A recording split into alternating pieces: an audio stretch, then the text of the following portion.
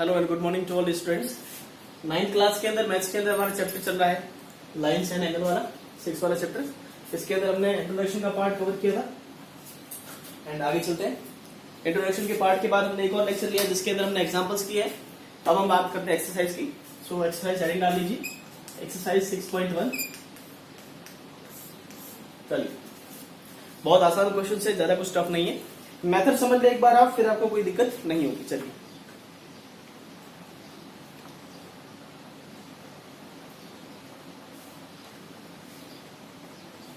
Exercise 6.1 question number first. देखिए question में दे रखा है in figure lines A B and C D intersect at O. कुछ इस तरह से फिगर दे रखा है, A B and C D कुछ लाइन है, ये ए बी लाइन है और ये सी डी लाइन है। कुछ इस तरह से इंटरसेक्ट कर रही है ओ के ऊपर, ठीक है ना। ये वो पॉइंट है ओ। आगे बोला है if angle A O C plus B O E, given क्या क्या है, angle A O C plus angle B O C B O E is equal to 7 दे रखा है, सॉरी 70 डिग्री दे रखा है। दोनों एंगल का सम दे रखा है 70 डिग्री। एंड दूसरा गिवन है, फर्स्ट ये गिवन है और दूसरी बात ये कर रहा है कि angle B O D is equal to 40 degree.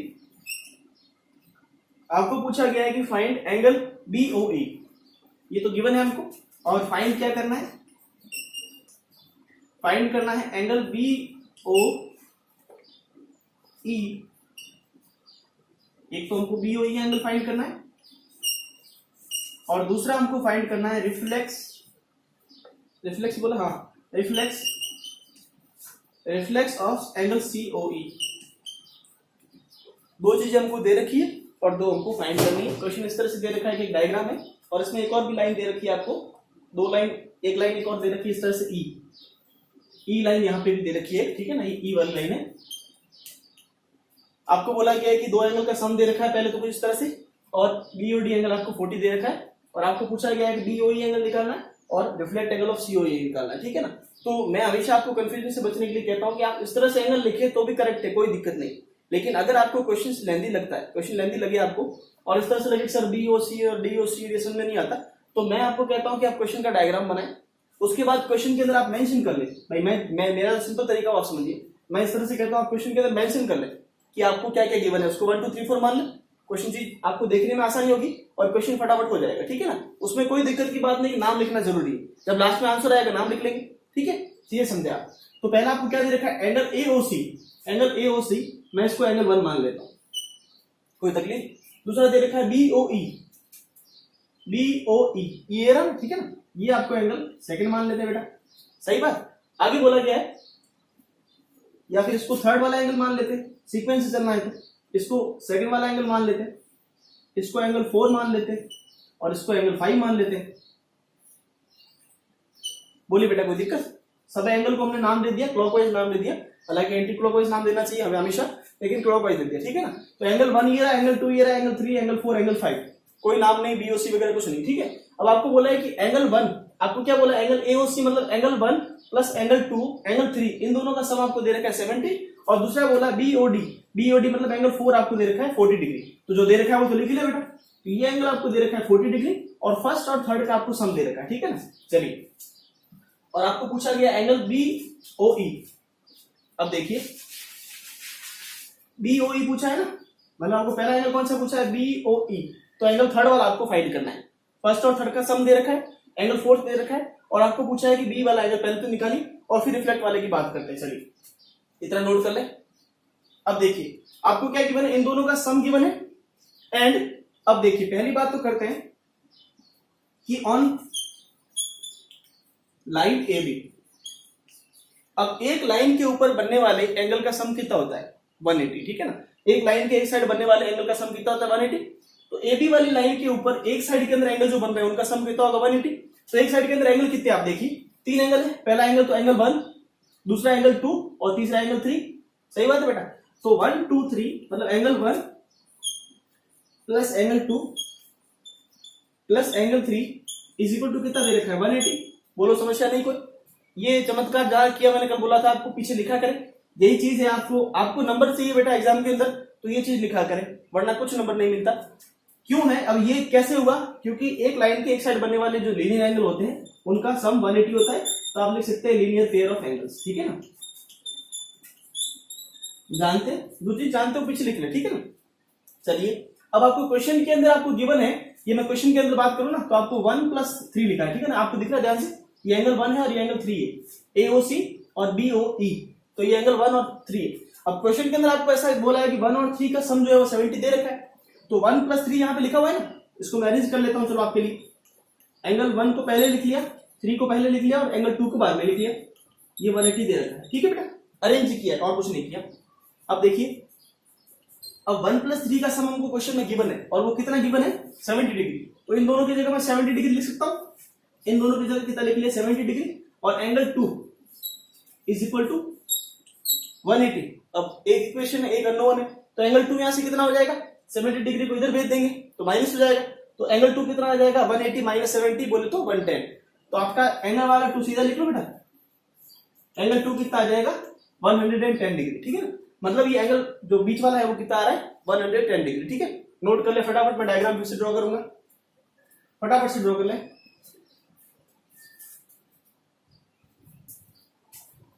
कर लिया नोट? चलिए, बहुत ही आसान क्वेश्चन होते हैं लाइन एंगल के। आप एक बार थोड़ा कॉन्सेप्ट को समझे और धीरे धीरे प्रैक्टिस करते जाए, अपने तरह से डायग्राम बनाते जाए, प्रैक्टिस करते जाए, आपको चैप्टर में कोई दिक्कत नहीं होगी। अब आपको चलिए फिर से डायग्राम ड्रॉ कर लेते हैं। डायग्राम के अंदर क्या है हमारे पास में, ये डायग्राम था हमारा कुछ इस तरह से। ठीक है ना? मैं तो 1 2 3 4 बोल देता हूं फिर से। अब देखिए 1 2 3 4, एंगल 1 ये था, एंगल 2 ये रहा, और ये भी हमने निकाला 110 डिग्री। क्या कहते हो, सही बात? और ये दे रखा है 40 डिग्री। ठीक है, अब ध्यान से देखिए, ये लाइन थी CD, ये लाइन थी BA और ये लाइन थी E। तो हमको पूछा गया था एंगल BOE, ये एंगल O था ना, मतलब हमको एंगल 2 पूछा गया था। अब एंगल 2 फाइंड करना है। चलिए, अब देखिए, अब लाइन हम लेते हैं CD वाली। अब एंगल 2 कैसे निकलेगा, CD वाली लाइन की साइड है ना, तो देखिए ऑन लाइन CD, अब CD लाइन के एक साइड बनने वाले एंगल का सम बोलो बेटा 180। बहुत बढ़िया बोला आप सभी लोगों ने। So angle 110 plus angle 2 plus angle 40 is equal to 180। बात समझ रहे हो ना? तो एंगल आप नाम भी लिख सकते हैं और जो मैंने लिखा है वो भी लिख सकते हैं। ठीक है ना? दोनों करेक्ट है। तो 110 plus angle 2 plus 40 degree is equal to में कितना 180, कारण लीनियर पेयर्स। ठीक है ना? Linear pair of angle, line के एक साइड बनने वाले एंगल का सम कितना होता है 180। अच्छा, इसको प्रूफ भी हम कर सकते हैं। आगे क्वेश्चन आएगा कि लीनियर पेयर ऑफ एंगल है तो उसको प्रूफ कीजिए। ठीक है ना? अगर मतलब ये बोलेगा कि लाइन के एक साइड बनने वाले एंगल का सम, अगर ये लाइन है तो ये प्रूफ कीजिए कि इसके दोनों साइड बनने वाला एंगल 180 है। प्रूफ करेंगे बाद में। तो ये 180 हो गया। अब चलिए, एक अननोन है एंगल नंबर 2, सॉरी ये एंगल 3 था बेटा, गलती, फर्स्ट सेकंड थर्ड था ना। ठीक है, क्योंकि 2 तो पिछली बार भी निकाल लिया हमने 110। ठीक है, तो एंगल 3 बात करें। अब एंगल 3 कितना आया, एंगल 3 इज इक्वल टू, अब देखिए 40 प्लस 110 कितना हो गया 150। कैलकुलेशन 40 प्लस 110 कितना हो गया 150।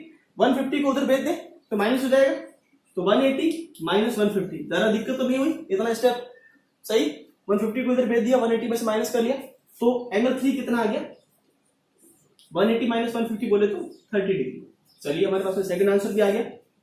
तो हमारे पास फर्स्ट आंसर आ गया एंगल 3, और एंगल 3 को इन्होंने नाम क्या दिया है बी, मतलब एंगल BOE हमारे पास में आ गया। फर्स्ट आंसर हमारे पास में आ गया, जो कि कितना है 30 डिग्री का। ठीक है, क्लियर चीज। अब बात करते हैं सेकंड आंसर की। सेकंड क्वेश्चन क्या बोला गया था, सेकंड क्वेश्चन कह रहा था रिफ्लेक्ट ऑफ COE। COE का रिफ्लेक्ट निकालना। COE कहां पर पहले देखते हैं, COE। अब देखिए, पहले नोट कर ले इसको फटाफट।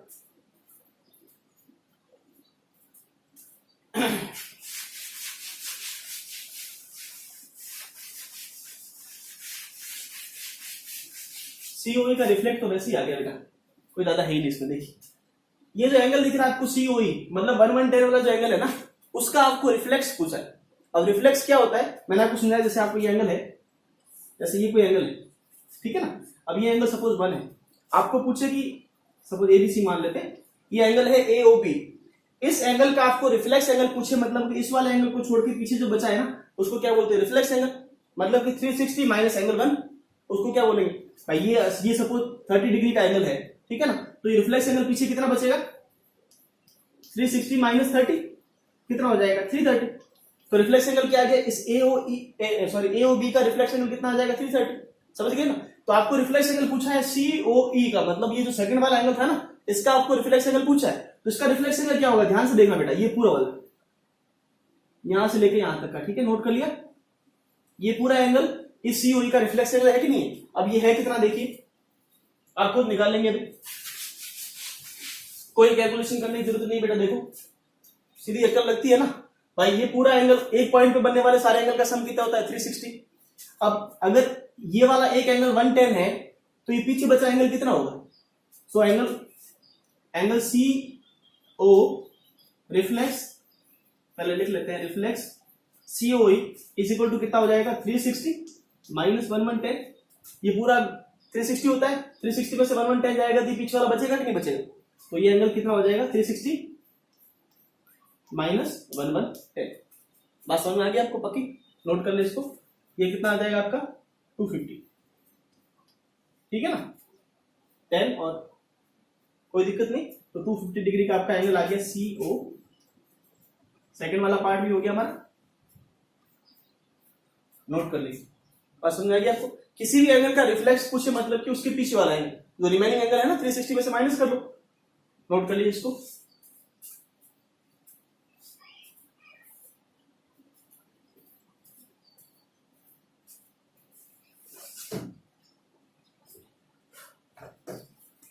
चलिए बेटा आगे चलते हैं फटाफट।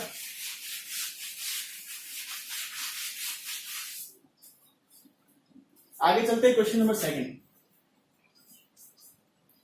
क्वेश्चन नंबर सेकंड की बात करें, कुछ डायग्राम दे रखा है, lines XY and MN intersect at O if POY is equal to this. दे रखा है, डायग्राम बना लेते हैं फटाफट से। ये एक लाइन दे रखी है XY, इसके परपेंडिकुलर 90 पे एक लाइन दे रखी है। परपेंडिकुलर कैसे है वो बता देता हूं भाई। यहाँ पे ये बॉक्स बना रखा है, मतलब ये एंगल कितना है? 90 डिग्री का, ठीक है ना? और ये लाइन आपको दे रखी है P। आगे बोला गया है ये एंगल कुछ दे रखा है, अब इन एंगल के नाम दे रखे हैं। ये एंगल का नाम दे रखा है B। समझदार इंसान ने नाम पहले दे रखे हैं, नहीं तो अपन दे देते। ये दे रखा है A। एंड ये लाइन जो है ना MN वाली, वो इस तरह से जा रही है। ये पूरी लाइन है MN, ठीक है ना? M और N। और ये वाला जो एंगल दे रखा है, ये एंगल दे रखा है C। और ये वाला पॉइंट जो है वो दे रखा है O, ठीक है ना? आपको बोला गया है दो लाइन इंटरसेक्ट कर रही है XY और MN, और बोला गया है कि एंगल POY 90 डिग्री का हमको दिख भी रहा है, ठीक है ना? एंड A/B आपको दे रखा है 2 angle A bye angle B का रेशियो दे रखा है, ठीक है ना? Angle A ratio angle B दे रखा है 2:3। ये गिवन है आपको। और आपको फाइंड क्या करना है? Find C। और आपको फाइंड क्या करना है? Find C। देखिए फटाफट अभी निकालते हैं।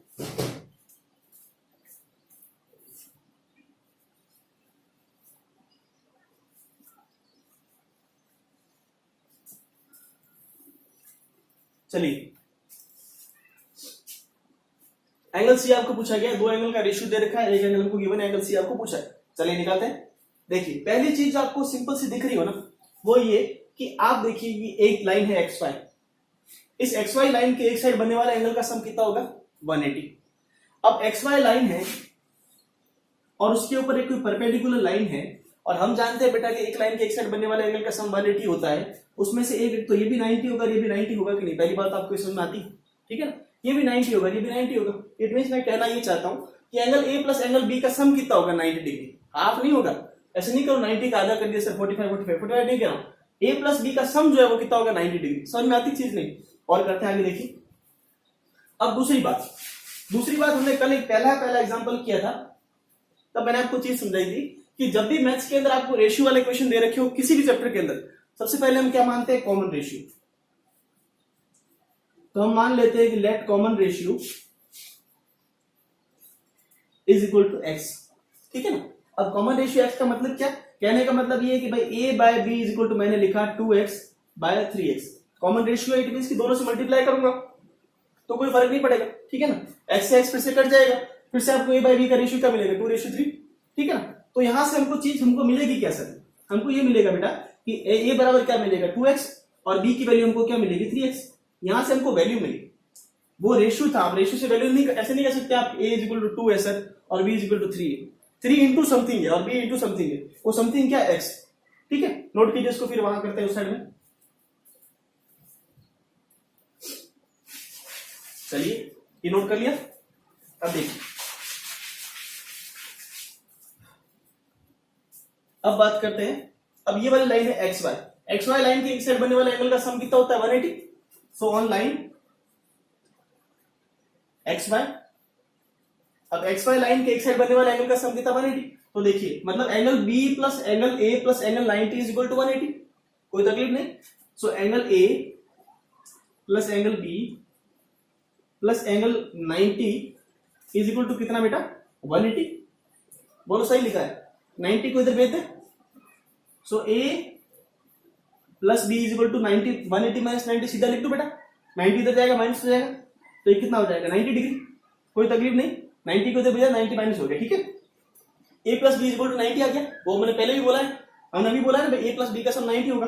अब ए की वैल्यू क्या थी 2x और बी की वैल्यू क्या थी 3x इज इक्वल टू 90। ये कितना है 3x और 2x मिलकर कितना हो जाएगा 5x, 5x is equal to 90 degree. तो यहां से x कितना आएगा देखो,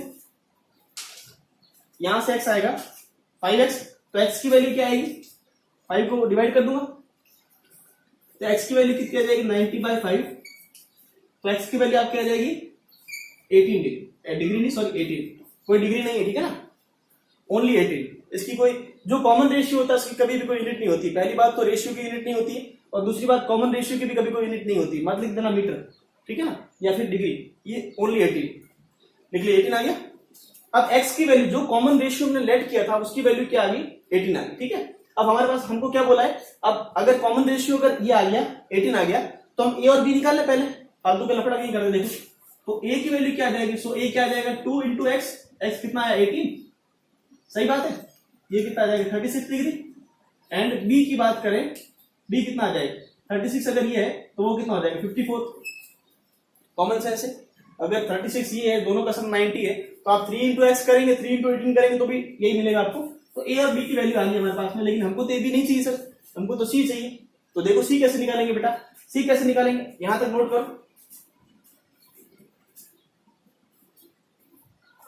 फटाफट से नोट कीजिए बेटा। चलिए हमको तो सर c चाहिए, c कहां से लाए, देखो अभी c की बात भी कर लेते हैं। अब देखिए ये लाइन जो mn है, इस mn के एक साइड c बन रहा है बेटा, ये बन रहा है ना, तो एक साइड बनने वाले एंगल का सम कितना होता है 180। सो ऑन लाइन mn, अब लाइन mn के एक साइड बनने वाले एंगल का सम कितना 180, तो मतलब angle b plus angle c कितना होगा 180।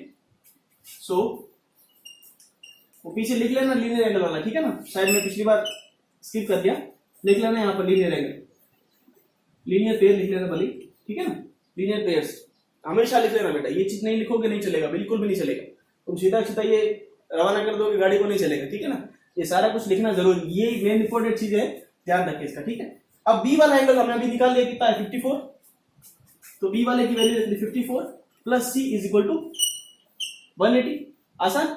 तो सी कितना आ जाएगा 54 को उधर भेज दूंगा, 180 माइनस 54, ठीक है ना।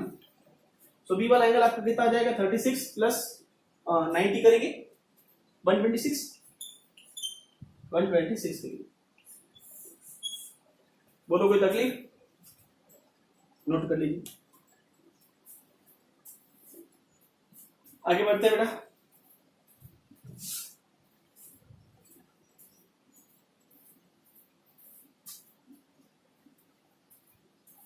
चलिए अगले क्वेश्चन की तरफ, क्वेश्चन नंबर 3।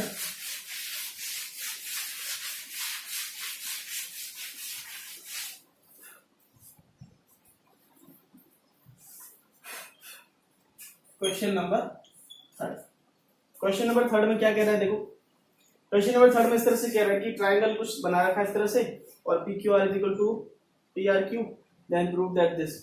चलिए कुछ फोटो इस तरह से दे रखा है, देखो बेटा ये फोटो बना रखा है इस तरह से कि भाई S line S T line है ये, और ये पी क्यू आर, ये पी है, ये क्यू है, ये आर है। बोला क्या इसने कि पी क्यू आर, भाई हम तो एंगल को नाम देंगे, इसने बोला है कि पी क्यू आर, पहले तो लिख लेता हूं आपके लिए।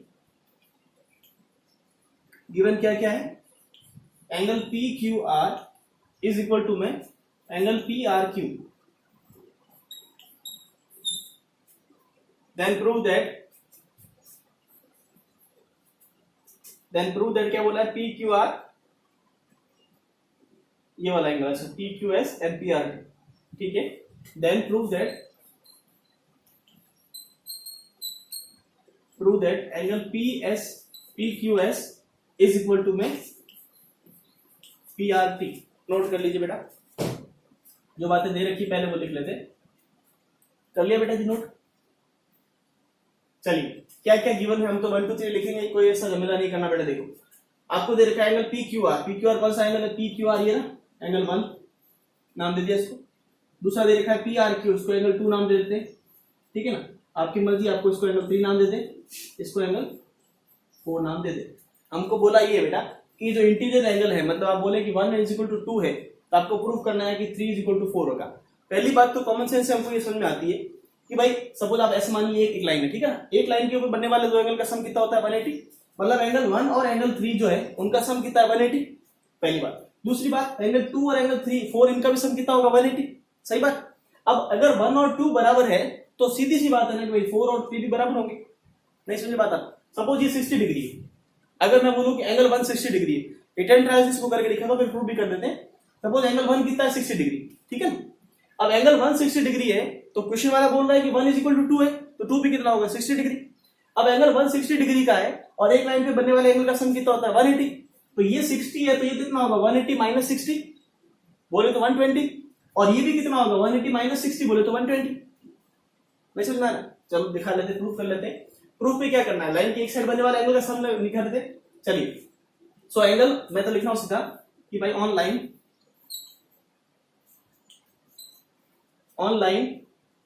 एस टी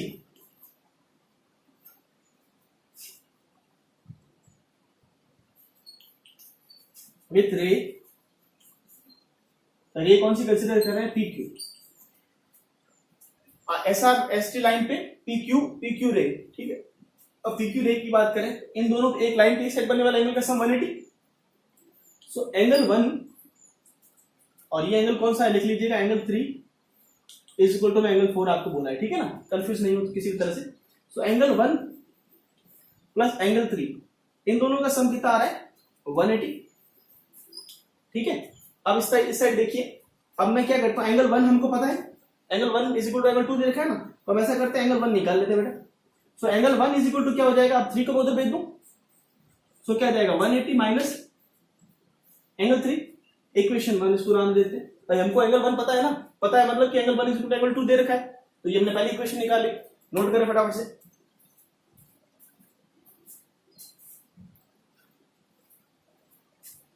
नोट किया आपने, चलिए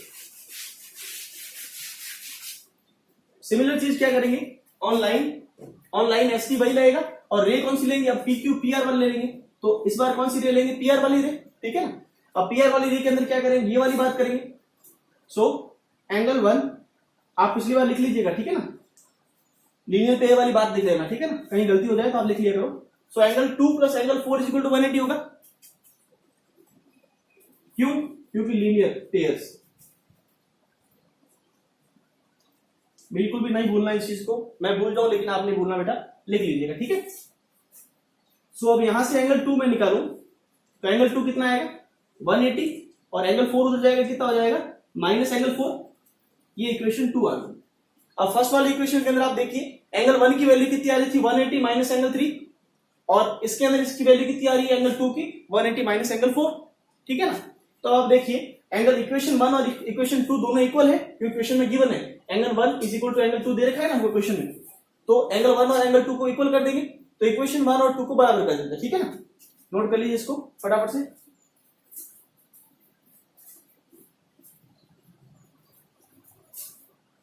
इक्वेशन 1 और इक्वेशन 2 को बराबर कर लेते हैं, इक्वेशन 2 तो आपके सामने लिखी है और 1 को मैं फिर से लिख लेता हूं। और इक्वेशन 1 क्या थी? Angle 1 is equal to 180 minus angle 3, ये इक्वेशन 1 थी। अब देखिए क्वेश्चन में गिवन है कि angle 1 is equal to angle 2 है ना, ये एंगल 1 है सॉरी, और ये एंगल 2 है, और आपको प्रूफ करना था 3 इज इक्वल टू 4, ठीक है ना। तो ये एंगल 1 और एंगल 2 बराबर है, तो इन दोनों इक्वेशन को बराबर कर देते हैं।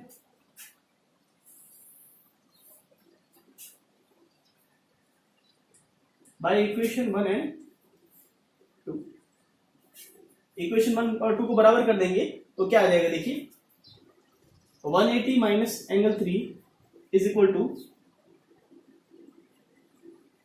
180 माइनस एंगल 4। कोई दिक्कत नहीं, ये वाला इक्वेशन मैं रेज कर दूं फिर से, तो नीचे वाले मिटा देता हूं फिर से।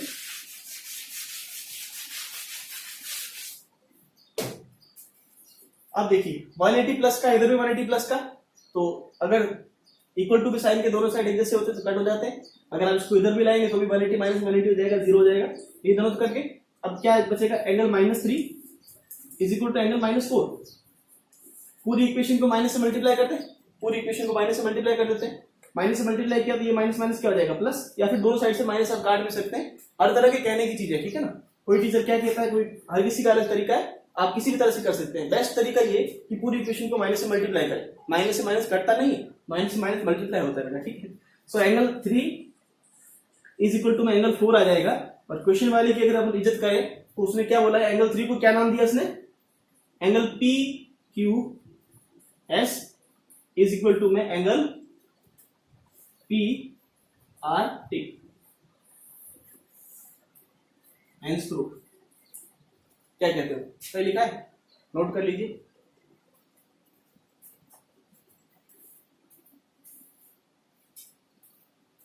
इस तरह के क्वेश्चंस हम आगे और भी करेंगे। एक्सरसाइज के 3 क्वेश्चन हो चुके हैं, बाकी बाद में करेंगे। Thank you.